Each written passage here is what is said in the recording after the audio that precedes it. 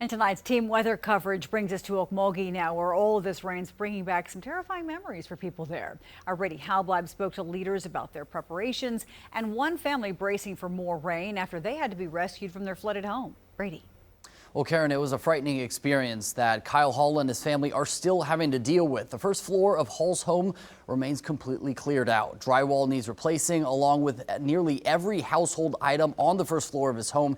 And tonight we are taking you there and Okmulgee County's safety plans as more rain moves in. I could show you on the inside, but the water line was way up here. Today, Kyle Hall is taking us back to the day when more than 6 feet of floodwater covered his entire front yard before destroying the inside of his home.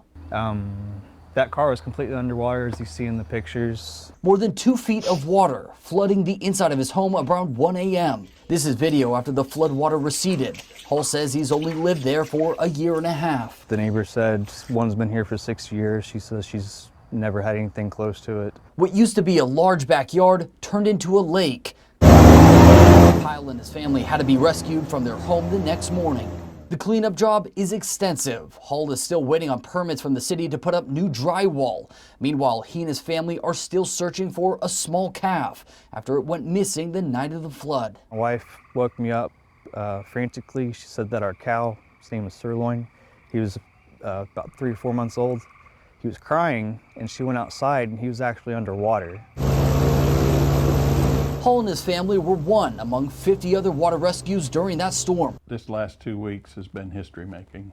With this last storm system, Director for Emergency Management Tim Creighton isn't taking any chances. Emergency teams are on standby, and while thankfully there was no significant flooding there today, he knows people are on edge. We've got water where water never been. We've got houses that have been 100-year-old homes that have water in them now and never had water. For Hall, while the damage is vast, he's glad he and his family are safe. The feeling should have been fear, anger, and sadness, but just because of the support we've had, it's been nothing but appreciation, gratitude. It's been very humbling. And out of an abundance of caution, Creighton tells me they are working on getting additional rescue boats if a similar kind of rain event happens again. In the meantime, Hall is just one of dozens of people who are still recovering from those storms. Live in the studio, Brady Halbleib, 2 News, Oklahoma.